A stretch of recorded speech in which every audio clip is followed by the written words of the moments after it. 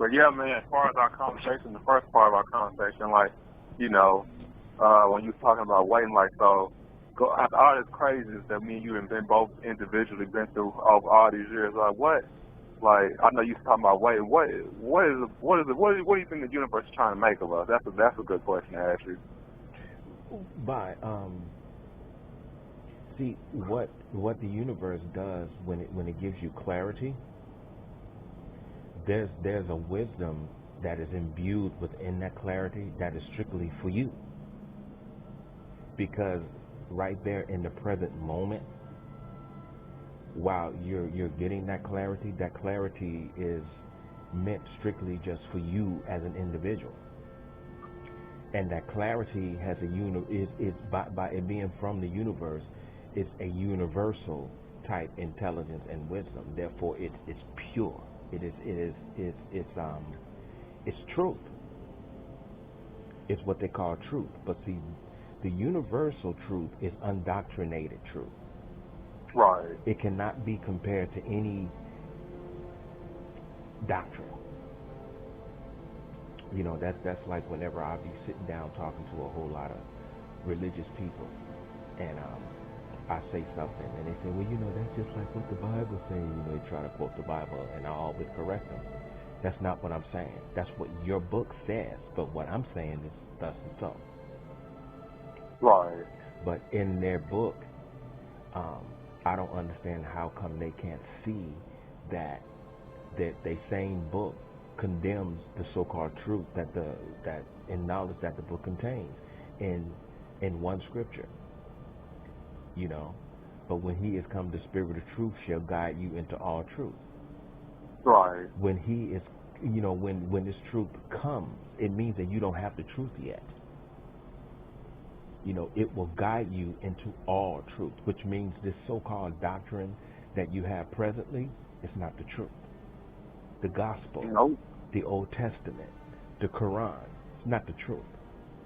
The spirit of truth will guide you into all truth. So it's not a religion, it's not a doctrine. It is a spiritual presence, strictly and straight from the universe. I don't care how far you try to get away from the universe, when it all boils down to it. That's really pretty much all you have.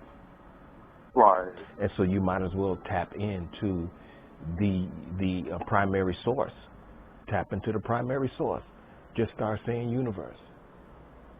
Yeah, that's what I say nowadays. Whenever I'm quote unquote praying or speaking or whatever, that's why I say the universe. Even me saying the Most High sometimes or the Creator, that kind of frustrates me. So whereas when you say the universe, that's neutral as hell. Yeah, and when you say the Most High, is there a less high? Yeah, see, it's that duality again. And so that right there reveals that all of those things were man-made. Jehovah, that's God's name. You sound like an idiot. That's whose name? God's name. God don't have a name. So you say that God has a name. Well, that's probably the reason why things are going to hell. I don't want my Creator to have something as trivial as a name. When everything is supposed to sprout from it. If all things sprout from it, and if all names sprout from it, then it means that it has no name. Right. It means that all names and all of these earthly things that are going to be utilized by humanity spring from it, but it will always be a it. You will never be able to identify it and claim to know it to the capacity that you give it a name or a title. You can't give it a name or a title, because when you give it a name or a title, you put it inside of a box. And, and when you put it inside of a box, you adulterate it. And then you corrupt it. Yeah, and then when you adulterate it, and then you say this is holy and unadulterated, it means that you're lying. But due to the fact that you can't put its total vastness, I won't say total vastness because I don't know the total, into any doctrine or any structured box. never going to work, because this thing is beyond, you know. Right. It's beyond, and it's beyond measurement. It's beyond measurement. So anybody who tried to measure it is looking to drive themselves insane. That's just like I was talking to a pastor one time, and we had brought up the movie Jim Carrey was in, when what's his name, Morgan Freeman had played God. Bruce Almighty. Yeah, and he said, if you were to be given that opportunity by God, would you take it? I'm like, no. He said, why not? I said, because the human mind has a measurement. And that measurement is based upon each individual's purpose upon this planet. And by a purpose having a beginning and an end, you can't put anything that doesn't have that created the beginning and the end inside of something that has a beginning and the end. You're right. You can't do that. You know, that host would lose their mind. They would lose their mind. The human being is not capable of knowing all, because the human mind was not created to be able to hold all of that that presence that is beyond what we know as simple information. Right. You can't do it. It's beyond that. And so the closest thing that we have access to that is created one step from from that which is beyond is the universe. So the universe is a gift. Yep. And we have access to the universe. And so the universe implies total order. Total. And that's why when you know, you hear people say that I'm one with the universe, those people are insane. Because no one is one with the universe, because the universe is total order. Total order. And see, it doesn't, what is also dangerous in implying that the universe is in total order is to assume that you know what that total order is. Right. And you can't assume what that total order is. All you have to do is know that it is in total order. And therefore it's sacred. It's sacred. And so when it gives you clarity, that clarity, the reason why it's enlightening at the present moment is because you're getting information from the universe that was sacred. And this is the reason why it's called clarity. It's crystal clear. It's unblemished. It's not contaminated. Clarity means clear. So that's pretty much what clarity is. And so that's why when all of that pain and everything was lifted from me, it didn't take a scripture. It didn't take Jiddu Krishnamurti. It didn't take anything but a spiritual, the presence of a spiritual force that was that had permission from the universe.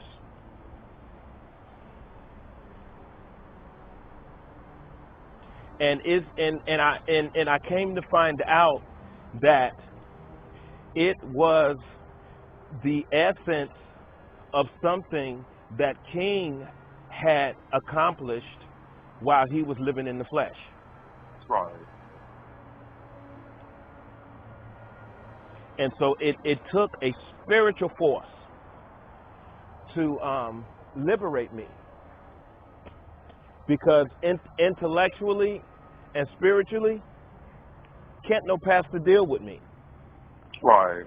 Can't no psychologist deal with me. Like I was saying, clarity is that sacred perception, you might as well say. It's sacred. And sacredness is equivalent to you having a new understanding of something that you would have never gotten out of religion or any place else. And this is strictly for you. Strictly for you. And like I was saying, there was no human being on the planet that was going to be able to break that huge will that I had put up by way of my own pain and suffering. It had gotten so strong, I didn't know what to do about it no more. You know what I'm saying? Mhm. I didn't know how to rise above it. You know, like Salam said, you have to rise above it. You have to forgive them. You know, I can't forgive them. I want to, but I can't. How? You know, you have to rise above it. How can I rise above it? I mean, it's like through the years you have constructed something so high and so strong that once you get to the point to where you see that as a problem and you say, okay, I'm going to rise above this, you can't, because you done made it so strong and so high. The person who you are now can't move it. The only person that can move it was the person who created it, and the person who created it is not interested in moving it. No, they think they're doing the right thing. They think they're doing the right thing, so they're going to continue to construct it and throw more pain and hate. You want to know why? Because their level of intelligence and wisdom justifies its presence. Like they always say, a person can rise no higher than their level of consciousness, and that's true. Right. Because when I told that security guard, I said, I was led down here for some reason, and I need to find out why.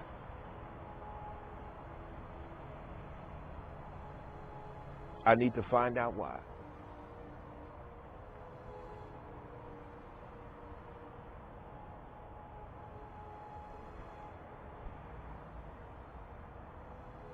And so when I rejected the other person, I left him for dead.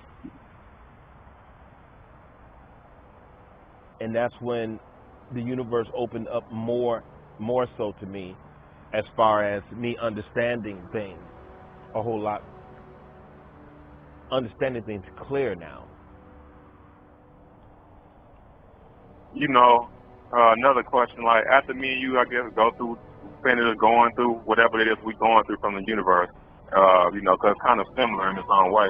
Like, what do you think we'll be? What do you think we'll become from all this growth that we've experienced? All the pain and growth, or really just growth, I guess you could say, instead of the pain. What do you think we'll become at the end of all this? Like, what's the end game as far as the universe's plans for us, as far as, you know, what kind of men we'll be? You get what I'm trying to say, right? Yeah. I think there's got to be some type of meaning through this pain. Yeah, I think that, because see, I already see signs of it in myself already. I think we will be the type of men who will become more intellectually sensitive and less emotionally sensitive. Right. And what I mean by that is when we suffer these things and we survive them, the survival implies strength and growth. You survived it. You survived it, and you've become stronger and more wiser for a reason, which has everything to do with the present moment. See, because once you understand that I am standing here in this present moment because I have suffered and because I have survived the suffering. Because I'm still present here. So, therefore, I was created a greater being than everything that I've suffered, which is a good thing. Yeah, it's a beautiful thing. So when after you understand that and you read that, you read yourself, okay, so where am I now in the self? I go to work. And see, this is a man who hated black people, Josh. I'm only 5'9", I got short arms. I'm working with a lot of huge, beautiful brothers who's got long arms, and they don't have a problem moving a lot of furniture, but I do, because my arms are short, and I'm a short brother. But you want to know why they tolerate me? It's because I'm such a beautiful human being to them. You want to know what makes me beautiful to them? Why? They clown me. Oh, somebody better help Dave. You see Dave got them short arms. Come on, old school, grab that damn thing. And I try to grab it and I can't lift it. And somebody come in, I got you, Dave, I got you, Dave. Everybody's laughing.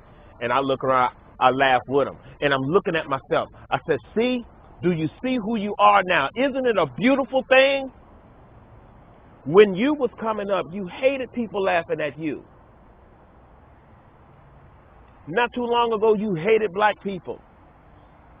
Right now, it ain't nothing but black people laughing at you. Look at how you responded. Isn't this a beautiful thing? Is it an act? Is it a practice? No.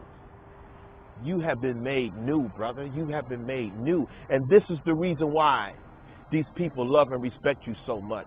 And at the same time, they feel like they can clown you about it. They feel comfortable clowning you about it. You want to know why? Because they know that the way you respond is a non-threatening matter. It means that when you grow and we become better human beings, we are less emotionally sensitive and more intellectually sensitive.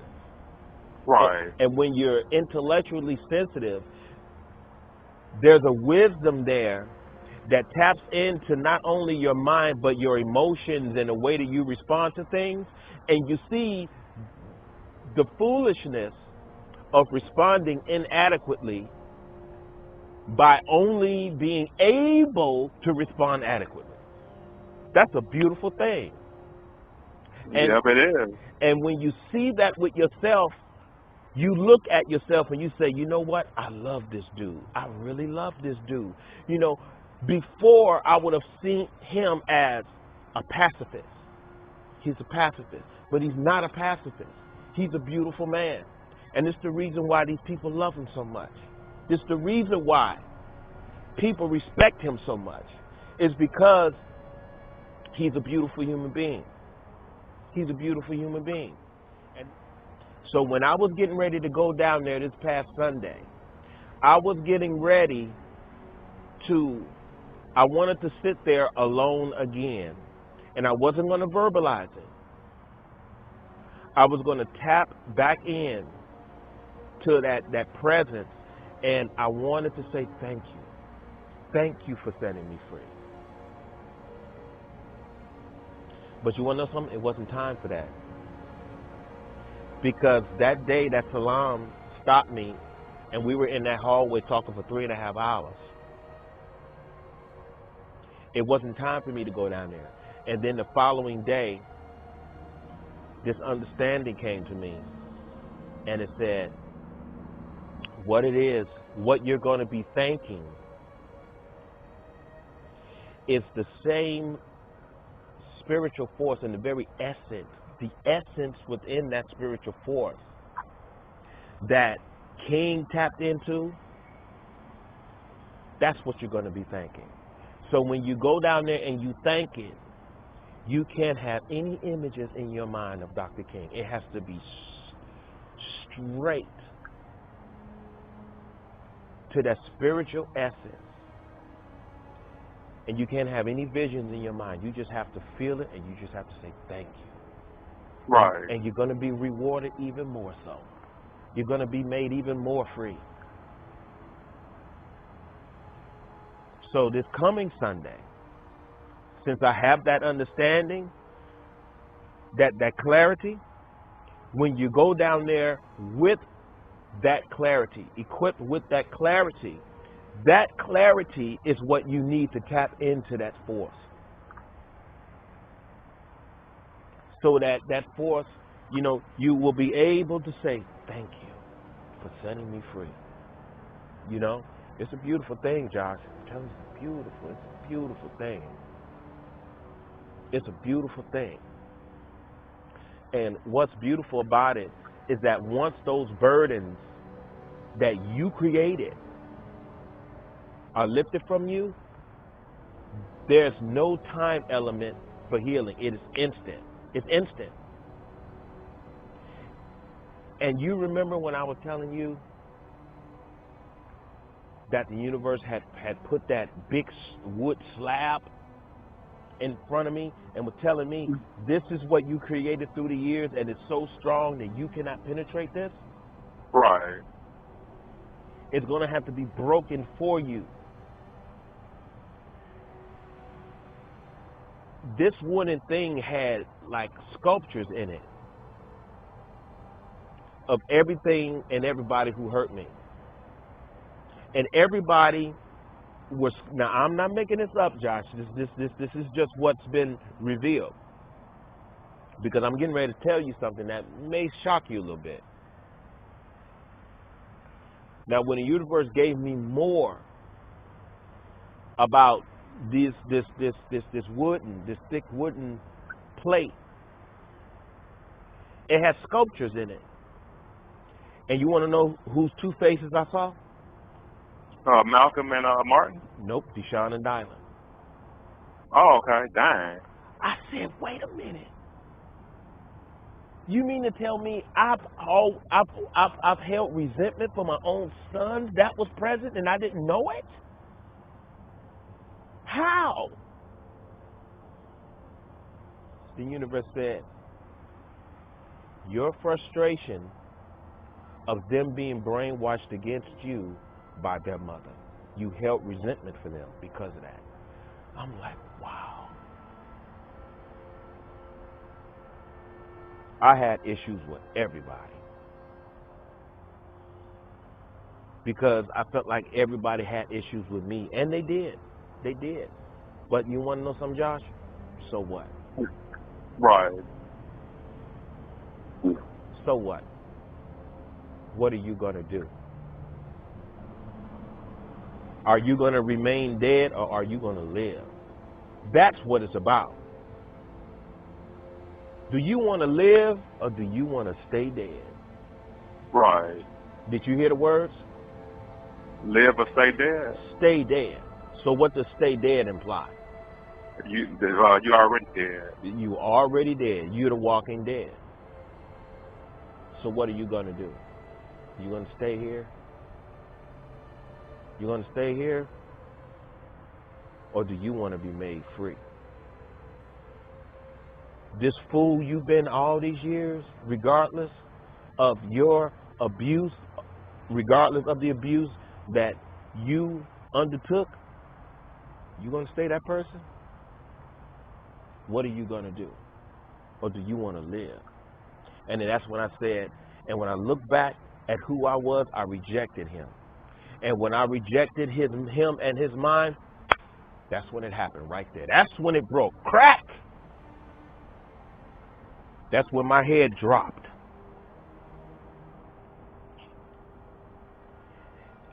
And that's when that spiritual force came.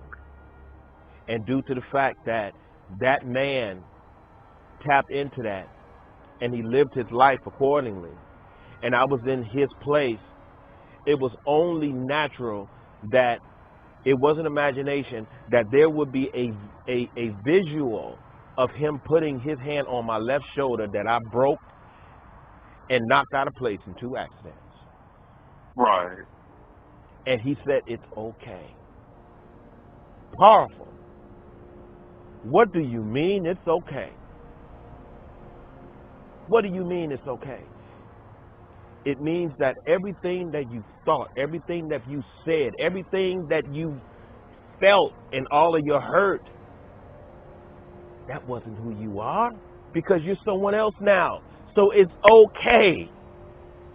That's a wonderful thing. That's resurrection, Josh.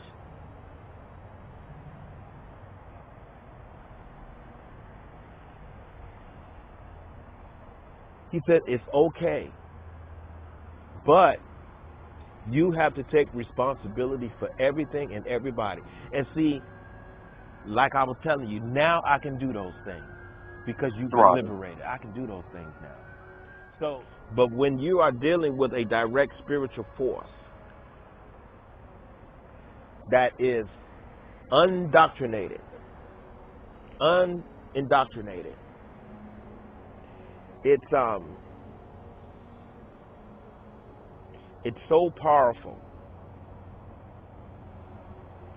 that it is beyond undeniable. And by you being the new person with the new mind, everything that is happening presently, by it being a direct spiritual force and not anything written and documented, not something that you have to understand with your mind, but something that is direct from the universe going into a brand new mind, you get it. And when you get it, the change is instant. There's no process. You understand what I'm saying? Right. Process implies time. And struggle. And struggle and pain. And that doesn't help. So this is why I was saying there was no person on this planet walking that was able to help me. Pastors can't deal with my mind. When I was over in India, I had gurus scratching their head like, damn, how did you come up with that? You know? Psychologists. I remember I was helping my mother's psychologist. His name was Dan. It was this white guy. I was helping him move from one office to the next. I was 22 years old. I was 22 years old at the time, and this was my mother's normal psychologist. I knew what, you know, she was trying to do. She asked me, she said, hey, can you help Dan move from one office to the next? He said he's going to pay you like $10 an hour to help him do that. I was like, yeah, that's fine. That's cool. So during the whole move, he was like talking to me, you know, trying to psychoanalyze me. And it had got to the point to where after we moved, him in his office, we paused for a second and we got into a conversation. Now, I don't recall everything the conversation was about, but we ended up sitting down and I was talking to him and he was listening to me. And the way that he was looking at me, he was like, damn. You know, he was looking at me, he said, where did you get this? I said, get what? He said, how did you get this understanding? And I told him, I said, I just have it, you know? And so after we got done, he called my mother. And I was back in my bedroom, and it was late at night. My mother knocked on the door. She said, are you up? I said, I'm just laying here. And so she cracked the door. She said, can I come in? I'm like, yeah, come on. So she came in. She said, I need to talk to you about something. I said, okay, what is it? She said, I talked to Dan today. And she said, you know what he said about you? I like, what's that? She said that Dan said that you have an intelligence that is outrageous. He said, your son is outrageously intelligent. Outrageously intelligent. And if he is not careful, his mind is going to cause him to struggle, because he is, how many years did he say I was advanced? He said he's about 35 years advanced to his understanding. He told my mother he is 35 years ahead of his time mentally. 35 years. And this young man ain't nothing but 22 years old, and he's 35 years ahead of his time. He was 22, sitting on 60. 35 years ahead of his time, intellectually. So that's serious. And see, the reason why I bring that up is because he was correct. If he's not careful, that mind of his can destroy him. It can destroy him. That's why I tell anybody, don't walk around here boasting about how intelligent you are, because intellectual vanity is extremely dangerous. Yeah. It's dangerous. And due to the fact that it's vanity, it means it's demonic.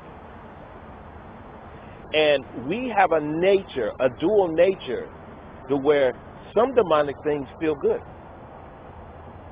You're right. If it didn't feel good, we wouldn't do it.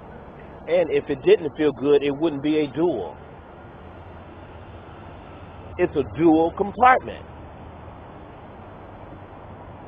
It's an expression of the other. And so once you understand that, you understand how very dangerous it is. It's very dangerous. So, you know, that's the beauty of the whole thing.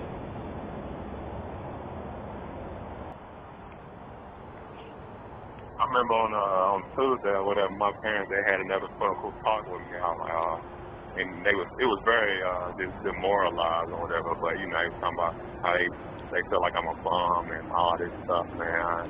I was like, all right, whatever, you know. You know, but I just whenever they talk like that, I just mind myself, man. Like you always tell me, don't take none of that crap in. None of those things.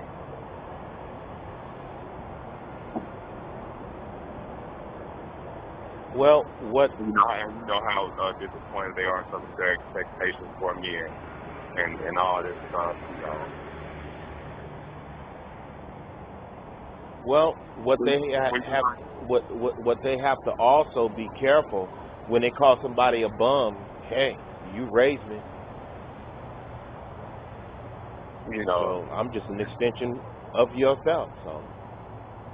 But yeah, but you know.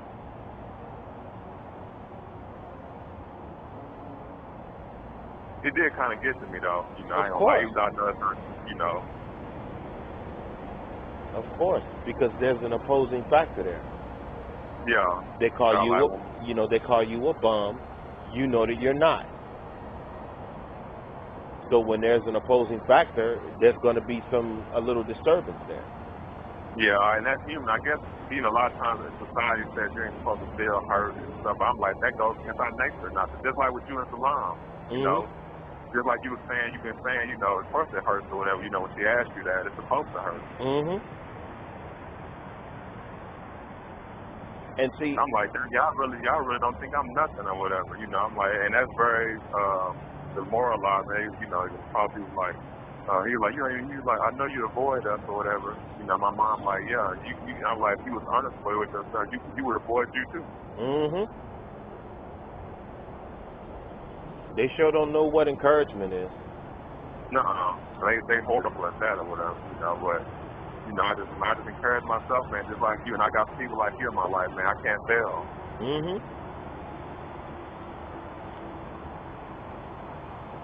You know, man, just like you with your situation with Salam and you trying to get out, I'm doing the same thing, whether just in my own way or whatever. It's like, that's why I was saying earlier, like, what is the reason? It ain't like we just sitting around or whatever, just we striving, where we just have been through a lot of hurdles or whatever. Mm-hmm. It's like, damn.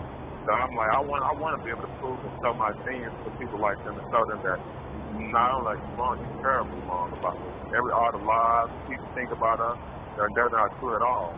Mm-hmm. You know, it's just a matter of we having this genius or whatever, we haven't been able to show it physically for people to shut them up, you know. Mm-hmm. And it does hurt. Yeah, it does. So you know you're brilliant, or you just want to be able to show it externally just to shut up all the naysayers. And even some of your own, even shut your own stuff up when it comes to your doubts. So we all have our doubts that we struggle with every day. It's about ourselves. But you want to know what I've also been finding out lately? What? Is that when you say, of course it hurts, focus on the words, of course. Of course it hurts. It's supposed to. Due to the fact that it's supposed to because of who you are, does it mean allowing that hurt to cause you to dread and feel bad about yourself? Not at all. It's supposed to hurt. So take that hurt as a form of incentive. I'm just telling you what I've been learning lately, man. I'm taking it in. Take it as an incentive. Take it as natural human frailty. It's a human condition to feel pain. It ain't nothing wrong about being offended or feeling pain. It's all about how you respond to it. How are you going to respond? Right. Are you going to allow this to destroy you or alter you into a person to the degree that you decide to become that particular person and you move forward with it, and then the next thing you know, here's another slab laid out that you're going to keep building on, justifying, till it gets to the point to where you can't even break it yourself. You can't even break it. You become a prisoner of a monster that you allow to create. Right. Can't allow it. Like I was telling a brother at work yesterday, when I was telling him how people be clowning me because of my arms are so short, and I'm not one of the best movers because of my limitations, because of my short arms. He said, well, how do they make you feel? I said, how do they make me feel? He said, yeah. I said, no, it's not. They can't make me feel anyway. He said, what do you mean? I said, I'm responsible for how I allow things to affect me. I'm responsible, not them. They can't make me feel any way at all. It's all about how I allow things to affect me. Therefore, it's all about how I choose to perceive it.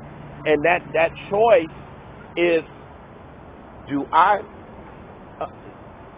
accept this as that old person I was, which I say is dead? Or do I accept it as who I am today, which it doesn't bother me at all. It doesn't bother me at all. These people don't hate me. These people are clowning me. They're making fun of me. But all at the same time, they love me. They come up, they shake my hand. I didn't mean anything, and I'm like, dude, come on now. I know you didn't mean that. You know, that's just a part of that's just our function here. You know, everybody makes fun of everybody. You know, everybody is on the same battlefield. You know, we all got to work and make money and have fun. Let's just have fun. You know, and if y'all want to use me for a punching bag, go ahead. I can take it, bro. I can take it. I'm Forrest Gump. You can't change me. Right. And they was cracking up when I said that. I said, I'm Forrest Gump. You can't change me, dude. Oh, that's a good line. I need to watch that again. Yeah. And so when you say things like that out of the new, and you notice this was not a free thought, this came out. And when you notice that, you read yourself and you're like, you know what? I see why they like this dude, because I like him too. So what's the lesson in that? When you love yourself and you like yourself, you like the person you are, it's going to reflect in your mannerism. And when it reflects in your mannerism, you're going to find a lot of people around you like it. And of course, there's a duel with everything.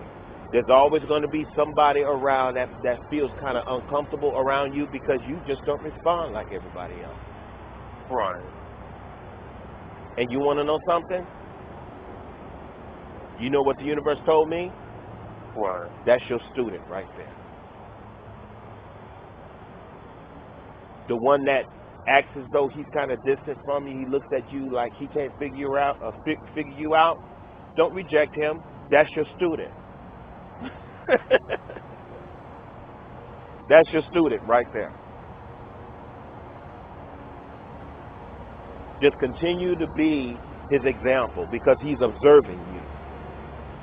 So if he's checking you out, you're an example to him. So just keep being yourself, and once he keeps observing you, then he'll see why everybody else likes you, and then he'll start liking you too.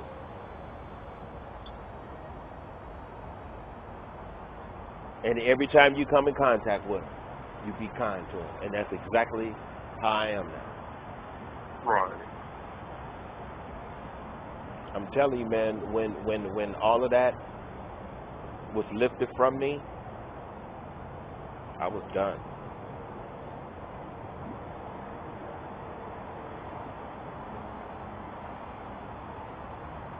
Yeah, it's a beautiful thing.